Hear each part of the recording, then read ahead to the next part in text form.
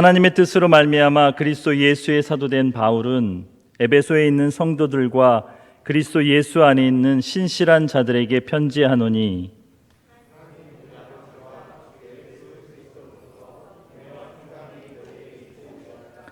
찬송하리로다. 하나님 곧 우리 주 예수 그리스도의 아버지께서 그리스도 안에서 하늘에 속한 모든 신령한 복을 우리에게 주시되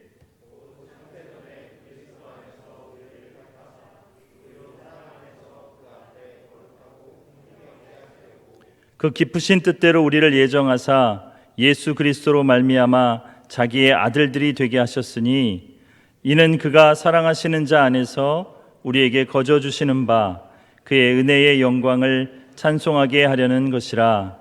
아멘. 아멘. 제가 지난번에 에베소서 강의 처음 시작했을 때 그 은혜와 평강에 대해서 이야기를 했습니다. 사도 바울이 신약 성서의 27권 가운데서 13권을 기록하였는데 그 서신의 모든 초반에 인사말이 있습니다. 근데 그 인사말에 은혜와 평강이 들어갑니다. 그래서 그 은혜와 평강은 단순한 인사말이 아니고 우리 신앙의 시작과 끝이 되는, 신앙의 시작과 결론이 되는 아주 중요한 것이라고 이야기했습니다. 은혜가 무엇입니까? 은혜는 받을 자격이 없는 자에게 주시는 하나님의 놀라운 선물입니다. 그래서 은혜 안에는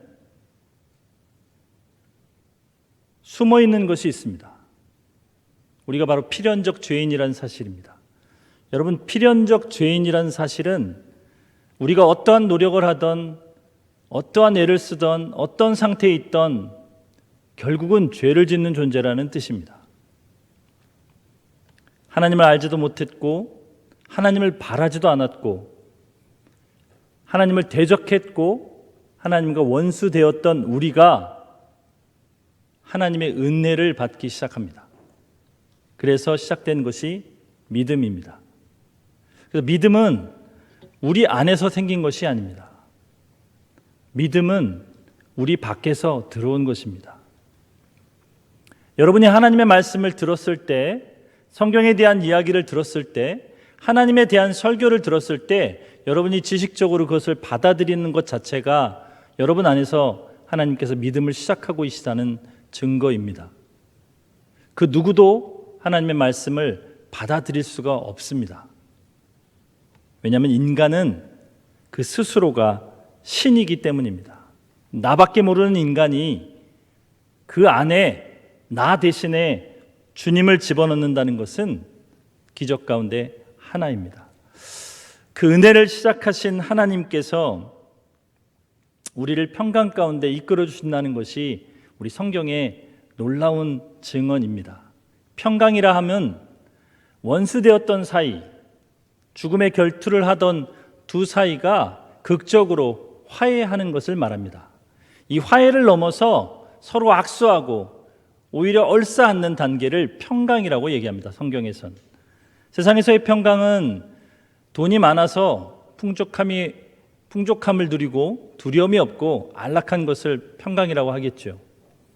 그러나 성경에서의 평강은 하나님과의 관계 가운데서 나오는 평화를 이야기합니다. 여러분, 만약에 다른 모든 것을 가지고 주님을 잊어버린다면 그것보다 비참한 것은 없습니다. 제가 여러분 나이 때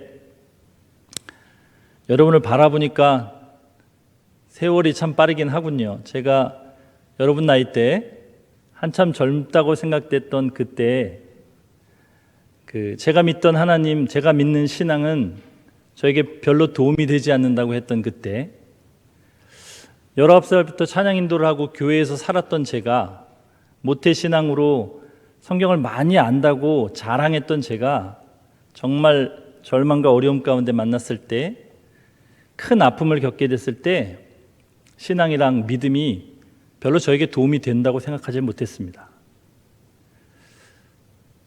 그래서 교회를 안 나가기 시작했죠.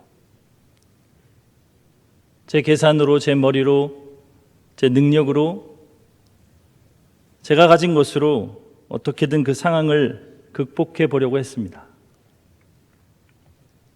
그런데 여러분, 그렇게 하면 할수록 제 한 곳이, 제 몸 안에 앉는 어떤 곳이 텅텅 비어가기 시작했습니다. 열심히 일하면 일할수록 고독해졌고, 돈을 벌면 벌수록 피폐해졌고, 사람들의 인정을 받으면 받을수록 허무해졌습니다.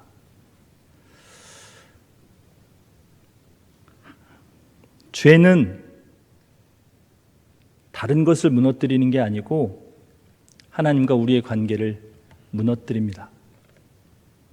죄는 하나님과의 관계만 무너뜨리는 게 아니고 나와 다른 사람들과의 관계도 무너뜨립니다. 그래서 그때 제 결혼 생활은 참 지옥 같았습니다. 아내랑 싸우고 3일간 집에 들어가지 못할 때도 있었습니다. 그냥 일에 파묻혀 살았습니다. 일하면 잊을 수 있으리라 생각했었습니다. 죄는 나와의 관계도 파괴합니다. 내가 어떤 존재인지, 내가 어떤 사람인지 제대로 볼 수 없게 만듭니다. 결국 죄는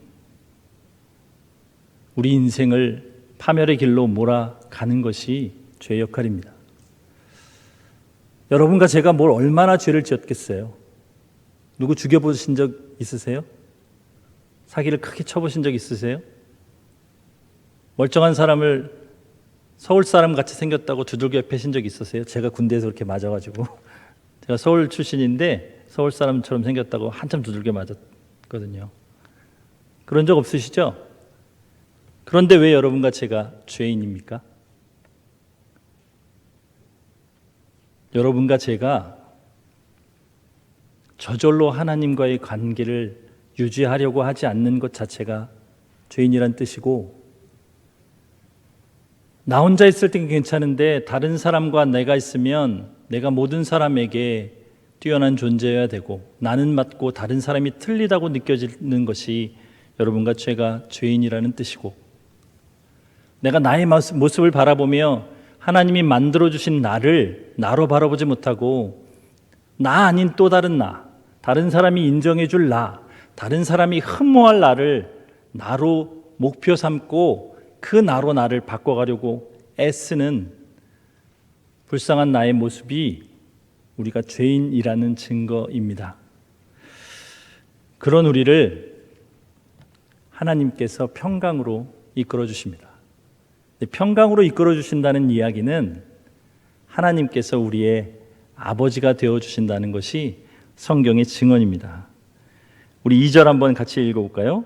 우리 여러분들 성경 화면에 나오기는 하지만 화면에 안 나올 수도 있는데 될 수 있으면 성경이나 스마트폰으로 성경을 보셨으면 좋겠어요. 에베소 1장 1절부터 6절까지를 계속 볼 겁니다. 2절 한번 같이 읽겠습니다. 하나님 우리 아버지와 주 예수 그리스도로부터 은혜와 평강이 너희에게 있을지어다. 여기서 하나님을 우리 아버지라고 이야기합니다. 여러분, 아버지라 하면 여러분 그거 아세요? 아버지라는 존재만으로 우리에게 힘을 주는, 말이 좀 이상하네요. 아버지라는 것만으로 우리에게 힘을 주는 존재가 아버지입니다. 제가 아버지가 이제 1988년 고3 때 돌아가셨어요. 이틀 전에 건강한 모습으로 나가셨는데 갑자기 심장마비로 시체가 되어 돌아오셨어요. 그 후로 많은 세월이 흘렀죠. 벌써 한 40년이 넘게 흘렀네요. 그죠? 40년이 아니구나. 30년 어쨌든 뭐 흘렀어요. 시간이 많이. 제가 문득 지금도 가끔 아버지가 생각이 납니다. 아버지와의 추억이 별로 없었어요. 근데 아버지의 존재가 저에게 많은 아픔으로 다가올 때가 있었습니다. 근데 사랑하는 친구가 한 명 있었어요. 그 아버지는 병약하신 분이었어요. 그래서 항상 안방에 누워 계시는 분이었어요. 그런데 여러분, 그 아버지가 계시는 것과 계시지 않는 것은 큰 차이가 있습니다. 그것이 하나님께서 우리에게 아버지를 허락하신 이유입니다. 그런데 여러분, 인간이 그 아버지를 왜곡시키기 시작했습니다. 죄가 그 아버지라는 것을 우리 안에서 뺏어가기 시작했습니다. 그래서 아버지가 아버지답지 못한 사람들이 나타나기 시작했습니다. 그래서 자녀들을 함부로 대하고 학대하고 괴롭히고 자기의 힘과 권력으로 자녀들에게 상처를 주는 아버지라는 탈을 쓴 괴물들이 나타나기 시작했습니다. 그래서 우리 신앙인들 가운데 하나님을 아버지라고 이야기하면 경기를 일으키는 사람들이 나타나기 시작했습니다. 왜 하나님은 아버지이신가 고민하는 사람들이 나타나기 시작했습니다. 그래서 성경은 그 아버지를 이렇게 설명합니다. 우리 3절 말씀 같이 읽어볼게요. 시작. 찬송하리로다 하나님 곧 우리 주 예수 그리스도의 아버지께서 그리스도 안에서 하늘에 속한 모든 신령한 복을 우리에게 주시되. 아버지는 아버지인데 누구의 아버지냐면 우리 아버지신데 정확하게 얘기하면 우리 주 예수 그리스도의 아버지시라는 이야기입니다. 세상의 아버지와 다르게 이분은 어떤 아버지냐면 우리 주님이신 예수 그리스도의 아버지시라는 얘기입니다. 그게 왜 중요하냐면 여러분, 우리가 죄인 되었을 때에, 우리가 하나님을 모를 때에, 하나님과 원수 되었을 때에, 하나님을 대적하고 있을 그때에 우리를 위해 죽으러 오신 분이 예수님입니다. 이 땅에 사람을 창조하시고 그 사람의 왕으로 오신 예수님께서 이 땅 사람들에게, 자기 백성에게 저 십자가 형틀로 못 박힘 당하도록 버림받은 분이 예수님이십니다. 여러분, 성경을 보면 이스라엘 백성들은 예수님을 죽이지 않을 수도 있었습니다. 아주 흉악한 살인 강도와 예수님을 앞에 세워놓고 본디오 빌라도는 예수님 안에서 죄를 찾을 수 없기에 함부로 예수님에게 사형을 내릴 수가 없었습니다. 그래서 군중 앞에 예수님과 흉악한 살인 강도를 내세우고 둘 중에 한 명을 사형을 시킬 텐데 한 명만 택해라, 한 명은 내가 방면해 주겠다라고 제안합니다. 여러분, 수많은 사람들이 예수님을 따라다녔습니다. 예수님의 말씀에 감동했고 예수님이 주시는 치유의 새 삶을 얻었고 예수님이 쫓아주는 귀신 때문에 새로운 삶을 사는 사람들, 수많은 사람들이 예수님 때문에 새 생명을 얻고 새 삶을 살고 치유와 감동과 기쁨을 경험했던 수많은 군중들이 그 앞에 있었습니다. 그런데 그들은 이렇게 외칩니다. 예수를 십자가에 못 박으소서. 예수를 십자가에 못 박으소서. 여러분, 주님 아무런 말씀하지 않으시고 기꺼이 그 십자가로 가십니다. 왜요? 사랑하셨기 때문에요. 교회가 여러분을 어떻게 평가하든, 여러분의 학교에서 여러분을 어떻게 평가하든, 여러분 직장에서 어떻게 여러분을 평가하든 주님은 여러분을 사랑하셨고 주님의 가치를 예수 그리스도의 생명의 가치와 동등되게 보셨습니다. 자신의 생명을 바쳐서 구원할 만한 사람으로 보셨습니다. 그것이 여러분의 가치입니다. 그 주님을 보내신 이가 하나님이십니다. 하나님이 그 주님을 보내시면서 커다란 고통을 겪으십니다. 그 사랑하는 독생자 예수, 창세 전부터 영원부터 영원까지 결코 한 번도 분리된 적 없던 그 주님이 그 아들과 최초로 그리고 마지막으로 분리되는 경험을 합니다. 그 아들을 우리를 위해 내어주신 이가 하나님이십니다. 그 하나님은 뜻이 있으셨어요. 성경에 보니까 기쁘신 뜻을 하나 가지고 계셨어요. 우리 5절 말씀 한번 읽어볼까요? 5절 말씀 시작. 그 기쁘신 뜻대로 우리를 예정하사 예수 그리스도로 말미암아 자기의 아들들이 되게 하셨으니, 우리를 자녀 삼으시는 것들이 주님의 목표 중에 하나였어요. 근데 목표를 이루셨죠? 목표를 이루셨어요. 여러분, 주님의 아들들이죠. 물론 딸들도 있다고 주장하시는 분들이 있을 텐데 성경은 대표적인 언어를 쓰기 때문에 여기 아들들에는 딸들, 아들들 다 들어가는 것입니다. 예? 하나님 어머니는 없느냐? 여러분, 저 이마트 앞에 가면 하나님의 교회라고 있잖아요. 그죠? 어떤 분들은 거기가 굉장히 크고 좋다고 교회인 줄 알고 좋아하시는데 이단입니다. 네? 그 어떤 싸가지 없는 어떤 정신 나간 사람이 자기가 하나님이라고 하나님의 교회를 세웠어요. 근데 그 하나님이 죽어버렸습니다. 그런데 흩어질 줄 알았던 그 사람들이 그 하나님이라고 주장하던 어떤 사람의 아내를, 그 장길자인데 이름이, 장길자를 하나님이라고 모시면서 아버지 하나님만 있냐, 어머니 하나님도 있다, 이렇게 주장하는 것이 하나님의 교회의 실상입니다. 그래서 저희 집에 그 하나님의 교회 사람들이 전도 오면 제가 그래요. 장길자가 하나님이면 나는 뭐냐 이렇게 물어보면 승질내면서 도망가요. 왜냐하면 자기네 하나님의 이름을 망령때 일컫기 때문에 나는 상종을 하지 못할 사람으로 여기거든요. 여러분도 한번 써먹어 보세요. 하나님 어머니 이름이 뭐라고요? 장길자, 길자예요. 길자가 하나님이라고 주장하는데, 근데 우리는 하나님의 아들들이 됐습니다. 그런 우리를 하나님은 이렇게 만들고 싶어 하십니다. 4절에 곧 창세전에 그리스도 안에서 우리를 택하사 우리로 사랑 안에서 그 앞에 거룩하고 흠이 없게 하시려고 하십니다. 여러분, 우리는 필연적 죄인이라고 말씀드렸어요. 예수님이 생명을 주고 우리를 살리셨지만 아직도 여러분 우리 안에는 그 죄악이 있습니다.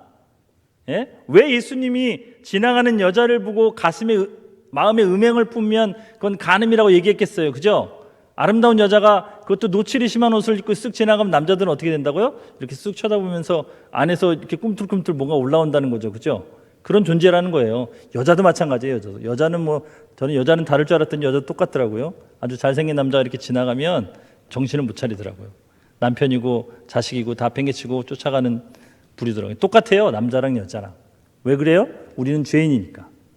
우리 안에 여전히 죄가 있어요. 근데 하나님이 그것을 거룩하고 흠이 없게 바꾸시려는 뜻을 세우셨어요.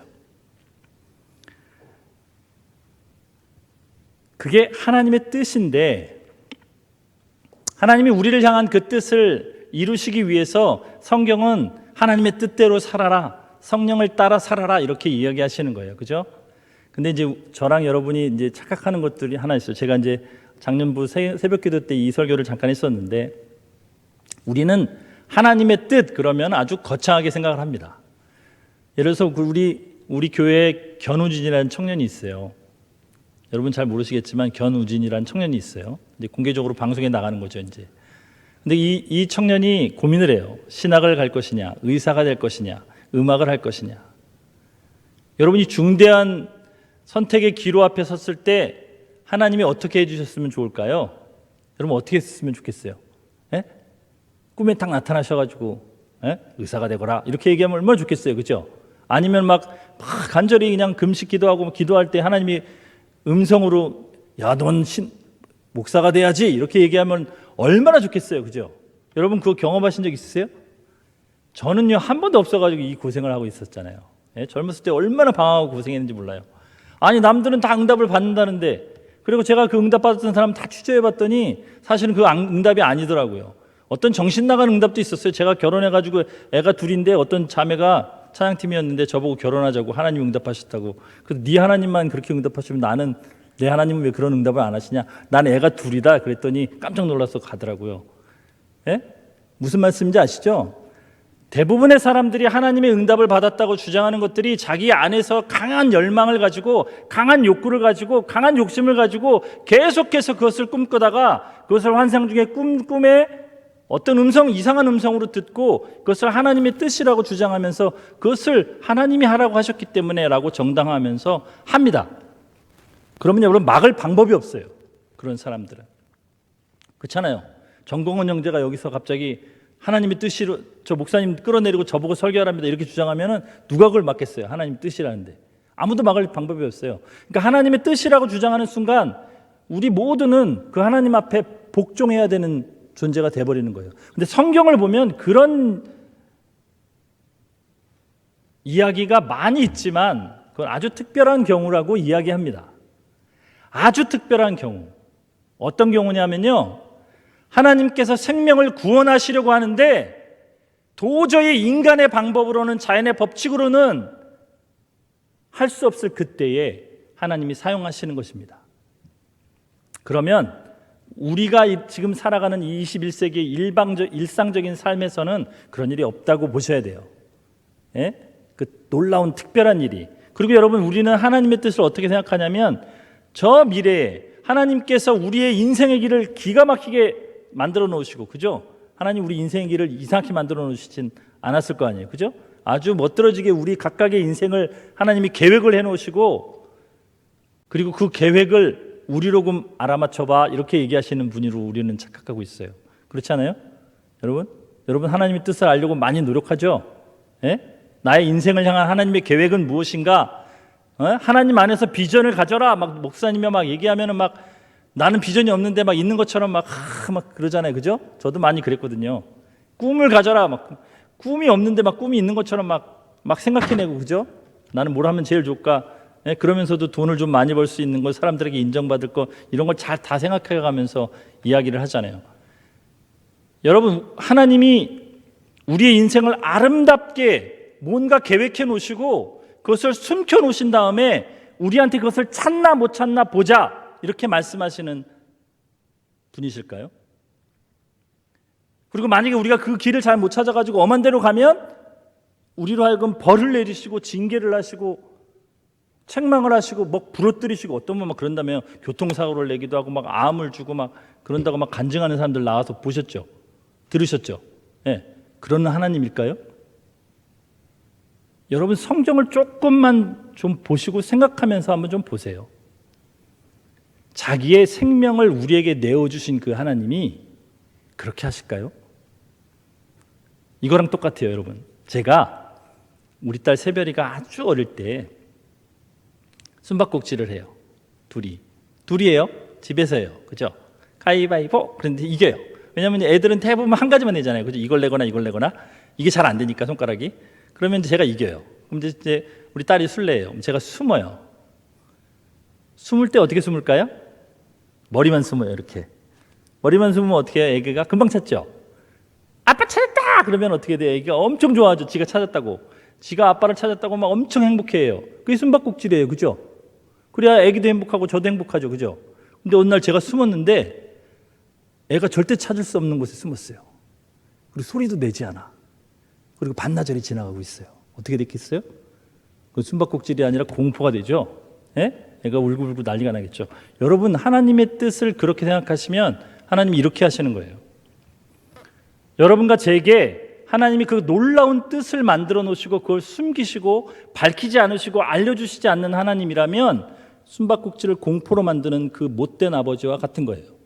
하나님은 그런 분은 아니세요. 생각해봐도 그런 분은 아니시겠죠. 네? 여러분, 청년들이니까 잘 들으세요. 영상으로 들으시는 분도 좀 잘 들으세요. 저처럼 인생을 허비하지 마시고 하나님의 뜻을 잘 발견하고 살아가셨으면 좋겠어요. 데살로니가전서 5장 16절에서 18절에 하나님의 뜻이 나옵니다.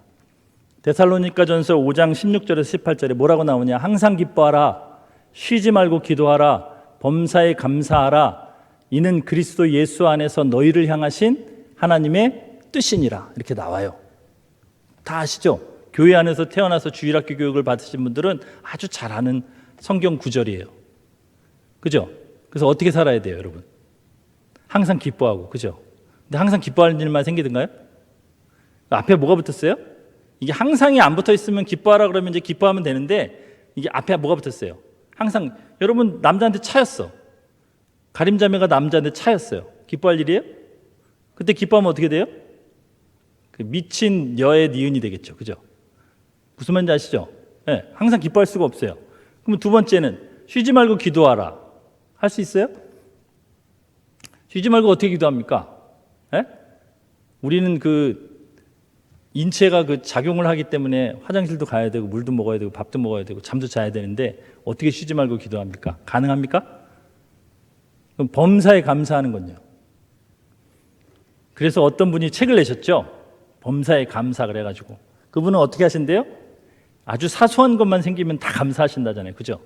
예? 넘어졌는데 무릎이 까졌어. 넘어졌는데 무릎이 부러지지 않고 까졌으니 얼마나 감사할 일인가 그러고 할렐루야로 감사한다잖아요. 그렇게 하라고 하나님 말씀하신 걸까요? 그렇다고요? 그렇게 하셔도 돼요. 근데 한번 잘 생각해 보세요. 하나님이 우리를 생명 주고 우리를 아들 삼으신 분이 하나님 아버지신데, 우리 아버지신데, 그 하나님이 우리에게 그런 혹독한 하나님의 뜻을 우리의 삶의 가치관이라고 이야기하셨을까요? 저도 그거에 속고 살았다고요. 저도. 그래서 항상 기뻐하지 못하고 쉬지 말고 기도하지 못하고 범사에 감사하지 못하면 죄책감이 눌려 살았어요.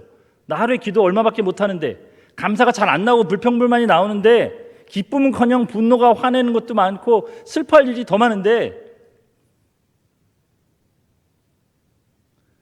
항상 기뻐하라 라는 말은 하나님의 의지가 담겨 있어요. 내가 너희를 항상 기쁘게 해주겠다. 나는 너희가 항상 기뻐했으면 좋겠다. 내가 너희를 항상 기쁘도록 인도하기를 원한다 라는 하나님의 뜻이 담겨 있어요. 쉬지 말고 기도하라. 나는 너를 한순간도 놓치지 않을 것이다. 나는 너를 너를 한순간도 포기하지 아니하고 쳐다보며 네가 뭐라고 나에게 이야기할지 귀 기울여 듣고 있다, 이 얘기예요.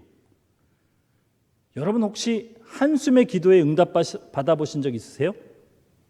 정말 슬프면 기도가 안 나와요. 기도가 나온 건 아직 덜 슬픈 거예요. 막 울잖아요. 교회 와서. 아직 좀 덜 슬픈 거예요. 진짜 슬프면 아무것도 안 나오고 그냥 이런 한숨밖에 안 나와요. 진짜 아무것도 안 나와요. 근데 하나님은 그 한숨에도 응답하세요. 왜요? 우리 아버지시니까요. 범사에 감사하라는 말은요, 하나님 우리와 늘 함께 하시겠대요. 예? 여러분, 그 어린아이가 아빠 손을 잡고 놀이터를 지나가면 어떻게 됩니까? 평상시에 자기한테 야 이리 와봐 막 그러고 혼내던 형들이 다 있는데도 아빠 손을 잡고 그 앞을 지나가면 어떻게 돼요? 갑자기 아이 어깨가 굉장히 힘이 가지면서 뭐라고 그래도 전혀 두려워하지 않고, 그죠? 그 상황을 기뻐하고 감사할 수 있죠. 하나님 우리와 늘 함께 하셔요. 그리고 우리 편이 되어주신다라는 뜻이 항상 기뻐하라, 쉬지 말고 기도하라, 범사에 감사하라는 뜻이에요. 이게 그리스도 예수 안에서 우리를 향하신 하나님의 뜻이에요. 그럼 우리는 어떻게 살아야 될까요? 예? 실제로 근데 우리가 살아가다 보면 항상 기쁜 일만 있는 것이 아니고, 항상 하나님이 우리에게 기도에 응답하시는 게 아니고, 어쩔 땐 침묵이 더 길 때가 많고, 감사한 일보다는 감사하지 못할 때가 더 많은 게 우리 현실인데, 그죠? 하나님의 뜻은 그렇다 치고 실제 우리가 당하는 현실은 그런데, 그러면 우리는 어떻게 살아야 할까요? 아까 얘기했던 여러분이 잘 모르는 견우진 형제처럼 여러 가지 삶의 기로에 만났을 때 우리는 어떻게 살아야 할까요? 이게 중요하겠죠. 그게 하나님의 뜻이어야 되겠죠. 마태복음 6장에는 이런 말이 있습니다. 공중의 새를 보라, 들의 백합화를 보라. 저들은 심지도 아니하고 거두지도 아니하는데 염려와 근심 없이 잘 살아간다. 왜냐? 하늘 아버지께서 저들을 돌보시기 때문이다. 그런데 하물며 너희일까 보냐. 그러니 염려하여 이르기를 목숨을 위하여 무엇을 먹을까, 무엇을 마실까, 몸을 위하여 무엇을 입을까 염려하지 말라. 하늘 아버지께서 너희에게 필요한 것을 다 아시느니라. 그런즉 너희는 먼저 그의 나라와 그의 의를 구하라. 여기 하나님의 뜻이 담겨 있어요. 어디 담겨 있어요? 먼저 그의 나라와 의를 구하라. 여러분, 그의 나라를 구한다는 말은 하나님의 통치를 받고 살아간다는 것을 말해요. 여러분과 제가 하나님을 인정하고 살아간다는 것을 말해요. 여러분과 제가 어떤 상황이든 어떤 형편이든 어떤 선택을 하든 어떤 상황 가운데 있든 상관없이 우리는 하나님을 인정하고 살아가는 것을, 하나님의 통치 가운데 살아가는 것을, 그의 나라를 구하는 것이에요. 그의 의를 구하는 건 뭐예요? 우리의 의가 되시는 분은 주님 한 분밖에 없어요. 다시 말하면 주님이 살아가셨던 그 모습, 주님이 우리에게 부탁하신 그 모습대로 서로 사랑하고 가난한 자를 돕고 형제들을 돌보고 그렇게 살아가는 것이 하나님의 뜻이에요. 그거 외에는 없어요. 그러면 다시 한번 얘기하는데 그 견우진 형제가 음악을 해야 될지 신학을 가야 될지 의사가 돼야 될지 이렇게 고민하다가 결정할 때 결정을 했을 거 아니에요. 그죠? 저기 수험생 명단에 있는 거 보니까 결정을 했어요. 결정을 했을 거 아니에요. 그죠? 결정을 했으면 하나님의 뜻일까요? 아닐까요?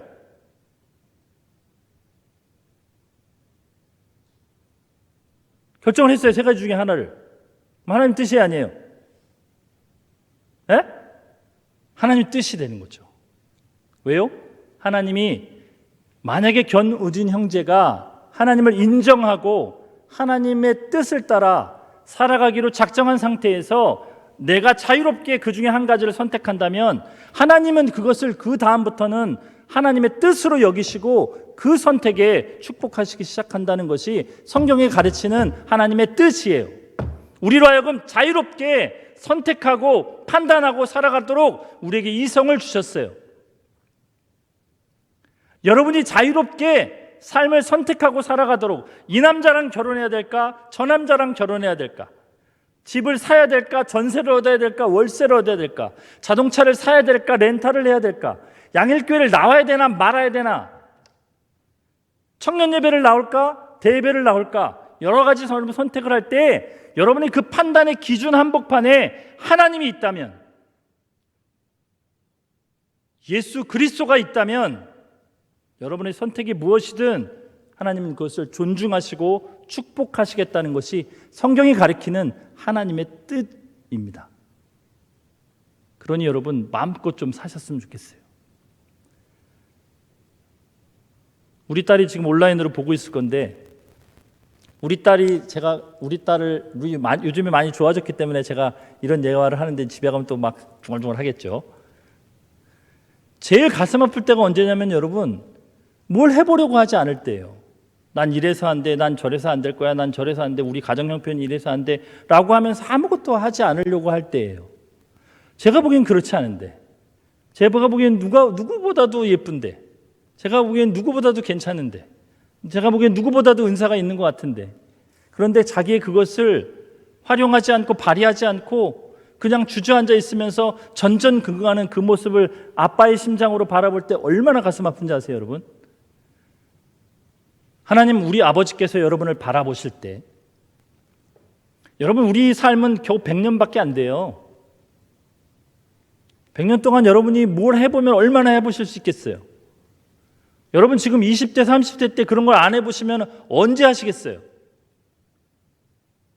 저처럼 50이 넘어가면 선택의 폭은 참 줄어들어요. 왜요? 아내가 있고 자식이 있고, 예? 그렇죠?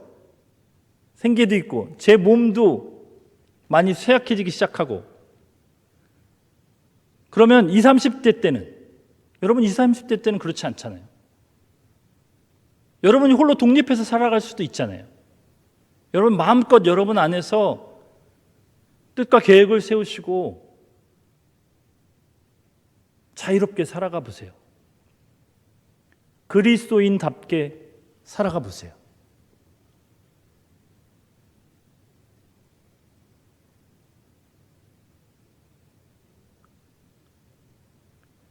누가 교회 나와라 나와라 해야 나올 수 있는 그런 청년들 말고,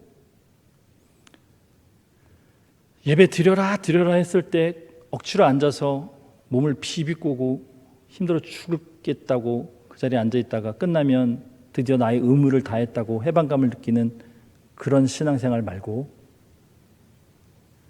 하나님 아버지가 살아 계시다면 나와는 어떤 관계인가 고민하고 그 하나님과 더불어 살아갈 수 있는 여러분이 되시기를 축복합니다. 그게 신앙이에요. 신앙.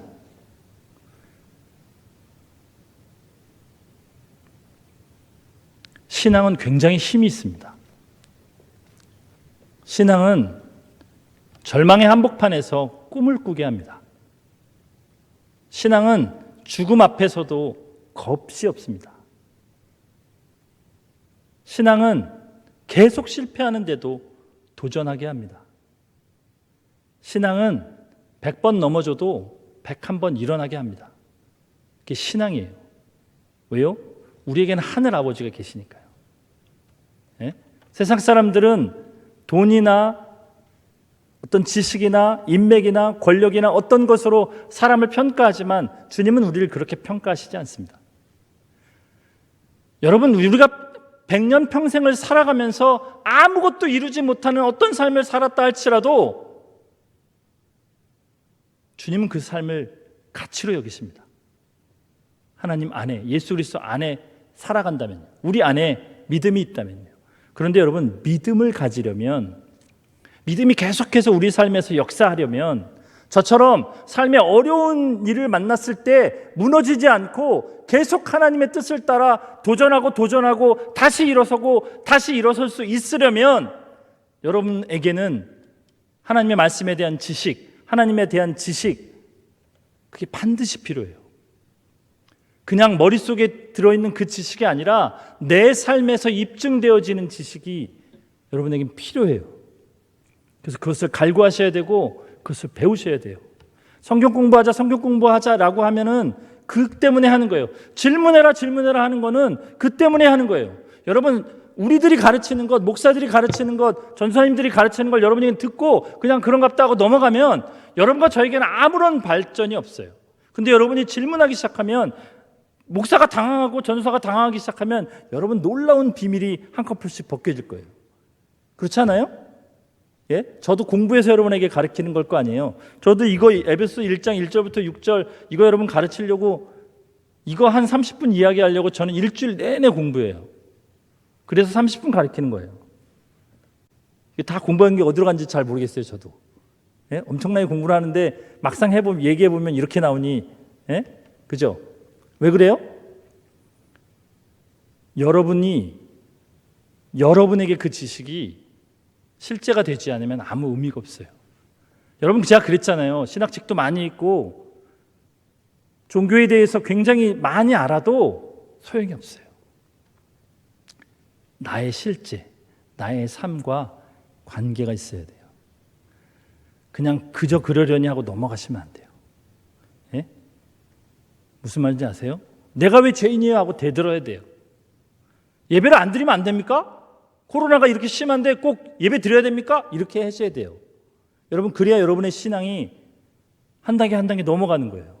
왜 그것이 중요한지, 왜 어떤 사람은 그것을 위해서 막 목숨을 바치는지, 왜 어떤 사람은 교회를 폐쇄하고 다 집에서 온라인 예배를 드리라고 하는지, 각자의 처지와 상황과 믿음이 다르기 때문에 일어난 일이에요. 누가 옳다 누가 그르다가 할 일이 아니에요.